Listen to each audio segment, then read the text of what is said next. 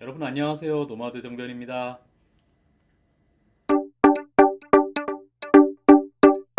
네, 오늘은 영업비밀. 지난번에 제가 회사를 위한 영업비밀의 개념에 대해서 설명해 드린 적이 있는데, 그거에 이어서 영업비밀의 침해 유형, 그리고 구체적인 사례를 정리해서 오늘 말씀드리도록 할게요. 요 침해 유형하고 사례를 보시면은, 이게 영업비밀이 이렇게 침해가 이루어지고 있구나라고 하는 걸 좀 이해하시는데 도움이 많이 되실 것 같습니다. 자, 영업비밀 침해 유형과 사례에 대해서 볼게요. 음, 영업비밀이란 일단 무엇일까요? 지난 시간에 영업비밀에 대해서 법에서 규정하고 있는 세 가지 크게 요건에 대해서 말씀드렸죠. 일단 비밀이어야 되죠, 당연히. 외부에 공지되지 않은 비밀이어야 되고, 두 번째는 이게 회사에서 비밀로서 관리하고 있는, 관리도 안 하는 것을 이제 법에서 보호해주진 않으니까 관리되고 있는 것이어야 되고, 세 번째 요건으로는 이게 독립된 경제적 가치가 있어야 된다.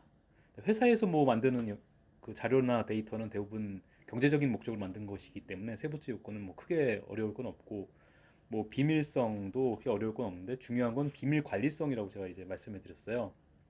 영업 비밀에 대해서 뭐 예전에 지난 시간에 제가 이제 뭐 기술적 영업 비밀과 이제 경영적 영업 비밀 이렇게 나눠볼 수 있다라고 말씀드렸잖아요. 그래서 기술적 영인 기술적인 영업 비밀은 뭐 특허로 보호받을 수 있고 또는 영업 비밀로도 보호받을 수 있는 반면에 경영적인 영업 비밀은 주로 이제 영업 비밀로 보호받는 게 주로 가능하다.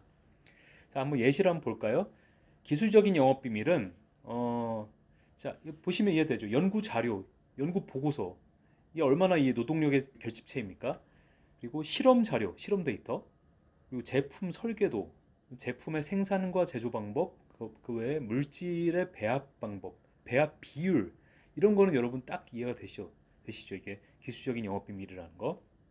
자, 반면에 경영적인 영업 비밀은 뭐가 있을까? 이것도 생각해 보시면 어렵지 않아요. 자, 고객 리스트가 있어요. 그 고객 리스트는 우리 회사의 가망 고객들이 있는 쭉 리스트인데, 실무 담당자의 뭐 이름하고 뭐 연락처하고 그다음에 그 회사의 어떤 납품 단가 같은 게 어떤 게 딱 기록이 돼 있고, 그게 쭉 엑셀 표라든지 아니면은 그 파일로 저장이 돼 있다. 자, 이게 특수한 시장일수록 더욱더 그런 고객 리스트는 유효하게 경영적 영업 비밀로 보호될 가능성이 높겠죠. 그 외에도 여기 보시다시피 거래처별 납품 단가, 또는 이제 단가나 원가를 비교한 표, 이것도 대외적으로 우리 회사가 비밀로 관리하고 있는 것이면 경영적 영업 비밀로서 보호받을 수 있고, 그 외 회사의 주요한 사업 계획, 뭐 투자나 판매나 제품 개발에 관한 계획과 경영적인 전략도 영업 비밀로서 보호받을 수가 있고, 그 외 주요 매뉴얼 이런 것들이 이제 경영적인 영업 비밀이 될 수 있겠습니다. 자, 영업비밀 침해라고 하는 거는 이제 뭐 유형이 여러 다양한 방법들이 있죠. 어쨌거나 이 회사의 영업비밀을 부정하게 입수하거나 뭐 정탐하는 어떤 일체 행위를 말한다고 할 수 있는데, 대충 예를 들면 여기 보시다시피 핵심 인력을 스카우트한다든지, 그 회사의 어떤 영업비밀을 훔친다든지, 그 자료를 복사한다든지, 또는 이제 촬영한다든지, 항공 촬영, 망원 촬영, 그다음에 컴퓨터나 네트워크 해킹을 통한 영업비밀 유출, 전송 자료를 가로채기, 정보 브로커를 이용한다든지, 도청 막뭐이 별개 별 방법이 다 있죠. 스파이를 침투시킨다든지, 뭐 기업 내부자를 매수하고, 뭐 변호사나 회계사를 이용해서 이렇게 하는 방법 등등, 이런 일체 행위가 이제 영업비밀 침해로 이제 이용이 되어 이루어지고 있어요. 수많은 경우를 저도 많이 봐왔는데, 그렇지만 대부분은 이제 내부자에 의해서 이제 그 유출이 됩니다. 주로 내부자들에 의한 유출. 내부자들이 그 회사의 자료를 가지고 나가서 뭐 회사를 설립한다든지 하는 방법으로의 누출, 이렇게 이루어지는 편이에요. 영업비밀 침해 유형은 크게 이제 그두 가지로 나눠볼 수가 있겠어요. 하나는 이제 제3자가 부정하게 취득한 행위고, 두 번째는 회사의 내부자가 부정하게 공개하는 행위죠. 그래서 제3자, 회사 외의 제3자가 부정하게 취득하는 행위는 또 뭐냐면은 그 부정하게 취득한 자로부터 이게 영업비밀이라는 걸 알면서 이제 사들이는 거나 아니면 가져온다는 이런 악의 취득 행위가 또 있을 수가 있고, 또 부정 취득 행위에 대해서 사후적 관여 행위, 이건 이제 좀 이따 다시 설명을 드릴게요. 자, 부정하게 공개하는 행위는 제가 여기 비밀 유지 의무 위반이라고 썼다시피 내부자가 이제 공개하는 건데, 자, 이 회사의 비밀로서 관리되고 있는 것을 부정하게 공개를 한 것을 이제 그걸 알고서 취득하는 행위도 또 처벌이 돼요. 그리고 부정행위, 공개행위에 대한 사후적 공개행위는 요 다음번에 말씀드릴게요. 자, 보실까요? 자, 이거죠. 자, 첫 번째 부정 취득행위. 자, 이게 가목, 나목, 나목, 다목 이렇게 나눠져 있는데 제3자의 부정 취득행위는 여기 보시다시피 그 제3자, 회사 외자가 뭐 훔친다든지 속여서 뺏는다든지 협박해서 뺏는다든지 이렇게 해서 영업비밀을 가져오거나 공개하는 거를 이제 부정 취득행위라고 하고요. 자, 부정 취득자로부터의 악의 취득행위. 자, 부정 취득자로부터의 악의 취득행위가 뭐냐면은 자, 영업 비밀에 대해서 이제 부정하게 취득된 이 영업 비밀이라는 거를 내가 알고 있어요. 또는 아주 중대한 나의 과실로 인해서 그게 부정하게 취득된 영업 비밀이라는 걸 내가 모르고 있어요. 그런 상태에서 영업 비밀을 취득하는 것도 이제 처벌이 된다라는 거예요. 가령 이제 갑이 A 회사의 영업 비밀을 부정하게 취득했어요. 근데 나는 을이에요. 을이 이 갑으로부터 야, 이제 A 회사의 영업 비밀이라는 걸 알면서 내가 돈을 주고 산다든지 또는 내가 중대한 과실로 이건 누가 봐도 사실은 이게 A 회사 영업 비밀이라는 걸 누가 봐도 알 수 있는 내가 중대한 과실로 그걸 모르는 채로 갑으로부터 그걸 사들인다든지 이렇게 됐을 때 나 또한 그거를 사용하거나 공개하면 처벌이 된다라는 그런 뜻입니다. 자, 그다음 부정 취득 행위에 관한 사후적 관여 행위라는 게 뭐냐면은 영업 비밀 취득 후에 영업 비밀에 대해서 부정 취득 행위가 개입된 사실을 알거나 중대한 과실로 알지 못하고 여기까지는 좀 전이랑 같죠. 근데 이거를 알거나 또는 중대한 과실로 모르는 상태에서 그 영업 비밀을 사용하거나 공개했다. 어? 그러니까 취득한 뒤에 내가 그 영업 비밀이라는 거 알았어요. 취득한 뒤에 그게 A 회사의 영업 비밀이라는 걸 내가 나중에 알았어요. 취득한 뒤에. 내가 알았다면 당연히 이거를 영업 비밀을 취득하지 않았을 수 있는데 어쨌든 취득하고 나서 알았어. 그럼에도 불구하고 그 영업 비밀을 내가 사용하거나 공개하면 안 된다라는 겁니다. 처벌을 한다라는 겁니다. 그래서 부정 취득 행위는 크게 이렇게 세 가지로 나눠볼 수가 있고요. 부정 공개 행위는 이렇게 또 세 가지로 나눠볼 수 있어요. 첫 번째 라목, 계약 관계, 그러니까 뭐 고용 관계라든지 또는 그 용역 관계라든지 하도급 관계 이런 거에 따라서 영업 비밀을 비밀로서 유지해야 될 의무가 있는 자가 내가 그런 자가 이제 부정한 이익을 얻거나 영업비밀 보유자한테 손해를 입힐 목적으로 그 영업비밀을 내가 사용하거나 공개한다. 이건 부정공개 행위로서 처벌이 된다는 거고. 그다음에 두 번째로 부정공개자로부터 악의 취득행위라는 게 뭐냐면은 자 이거를 취득하는 것도 안 돼요. 어? 이게 A 회사의 영업비밀인데 그게 어떻게 하다가 뭐 갑이라는 사람이 그 A 회사 영업비밀을 유출해서 가진든지 아니면 훔쳐 가지든지 갑이라는 사람이 가지고 있어. 그거를 안다고 했을 때는 영업 비밀을 내가 갑으로부터 취득하는 행위 그건 안 된다는 거고 그리고 그렇게 취득한 영업 비밀을 사용하거나 공개하는 것도 안 된다는 겁니다. 자, 그리고 부정 공개 행위에 관한 사후적 공개 행위는 뭐냐면은 영업 비밀을 취득한 후에 자, 내가 영업 비밀을 취득했어요. 기술을 사들인다라는 생각으로 영업 비밀을 돈 주고 샀어요.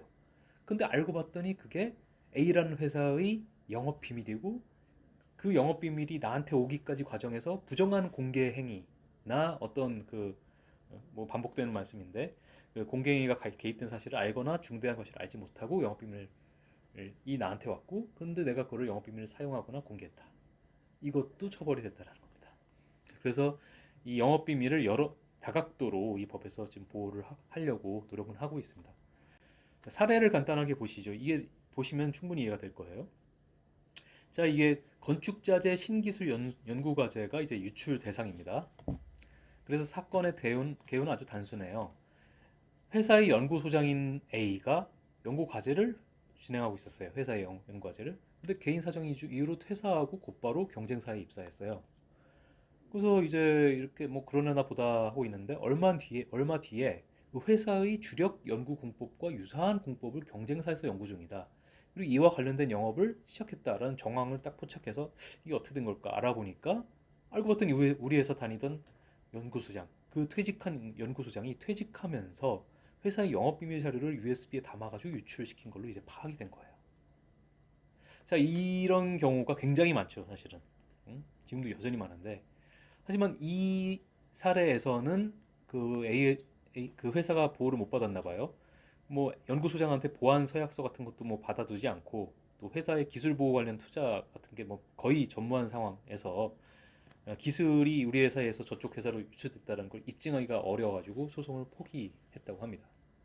그래서 이 사건의 시사점은 그 보안 서약서를 진구하는 등 이런 영업비밀, 우리 회사 영업비밀 관리 방안에 대한 매뉴얼을 보급하는 등 퇴직 직원에 대한 의한 그 기술 유출 방지를 마련해야 된다. 방안을 마련해야 된다는 게 시사점입니다. 자, 다음으로 이제 유출 대상 여기도 이제 회사의 핵심 기술 자료인데요. 여기서는 자, 이 회사의 부서의 장이에요. 그 회사의 부서장이니까 해당 부서의 모든 업무를 관리하고 있죠. 이 A 회사가 당시 이제 회사가 특허 진행 중이던 핵심 기술을 고의로 그 핵심 내용만 빼고 특허 출원을 진행했어요. 자, 이거 어떻겠습니까? 이 특허라는 게 이제 신규성과 진보성이 있어야지만 특허 등록까지 이제 나아갈 수가 있는데 핵심 내용을 뺐으니까 그게 특허 등록이 되겠어요? 안 됐죠. 특허 등록이 무산이 됐고 그 뒤에 이 A라는 사람이 퇴사를 했어요. 이상하다. 이게 왜 우리가 특허가 웬만하면은 좀 이렇게 우리 회사 열심히 연구한 거고 이게 되는 건데 왜 안 됐을까 조사해 보니까 이 A라는 사람이 퇴사하면서 핵심 기술을 USB에 담아가지고 유출시켰고 이후에 핵심 내용을 포함해서 놀랍게도 별도로 자기 이름으로 특허를 신청을 했어요. 그래서 등록이 됐어요. 이런 사실을 이제 추적 끝에 알아낸 거죠. 그래서 참 이게 충격적인 결과인데 이 회사는 어떻겠습니까? 이런 경우에는 이제 특허권자가 아니죠, A가.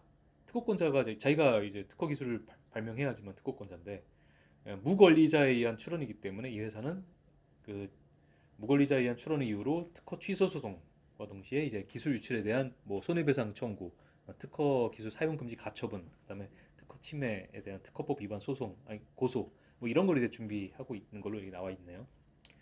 그래서 뭐 이거의 시사점으로는 기술 자료 임치 제도가 있어요. 우리 회사가 몇 년 몇 월 며칠에 이 기술을 보유하고 있다라는 거를 제3의 기관, 이제 임치 제도에 따라서 그 보관해 주는 기관이 있거든요. 그런 제도를 이용함으로써 우리 회사의 기술이다라는 거를 날짜를 딱 특정해서 증명할 수 있는 방안을 마련한 그런 게 좀 필요하다고 볼 수 있겠습니다. 자, 다음으로 이제 소프트웨어가 이 사례에서 유출이 됐는데요. 사건 개요도 단순합니다. 현재 재직 중인 소프트웨어 개발 담당 직원인데 재직 중이면서 경쟁사의 소프트웨어를 유출시키고 경쟁사의 업무를 막 봐주고 있어요. 이게 어떻게 된 거냐? 이게 어떻게 파악이 됐는데 직원의 메일 내용을 이제 쭉 분석을 해봤어요. 그랬더니 세네 개 정도 유출한 업체, 회사명, 담당자, 뭐 전화번호, 이메일 이런 게 파악이 됐어요. 그래서 이 회사 같은 경우는 경찰청 산업기술유출수사대로 신고하고 수사, 상담 연계해서 민사소송을 진행했다고 합니다. 자, 이와 같이 이제 영업비밀 유출 사례를 여러분들이 이제 보실 수가 있고 영업비밀의 침해 유형과 사례가 천차만별이지만 이제 크게 봤을 때는 유형화 시킬 수가 있어요. 그래서 이런 걸 좀 염두에 두시고 영업비밀을 보호하기 위한 어떤 물리적 조치, 기술적 조치, 그 다음에 인적 보안 조치, 그리고 정책적인 조치를 여러분들이 이제 취하시면은 뭐 완벽하게 막을 수는 없다고 하더라도 영업비밀 유출되는 걸 그렇지만 상당 부분은 예방이 가능하다라는 거 그런 보호 장치를 잘 마련하시기를 바라겠습니다. 다음 시간에 또 유익하고 재미있는 영상으로 다시 돌아오겠습니다. 그때까지 안녕히 계시고요. 건강하십시오. 올해 자주 뵙겠습니다. 안녕.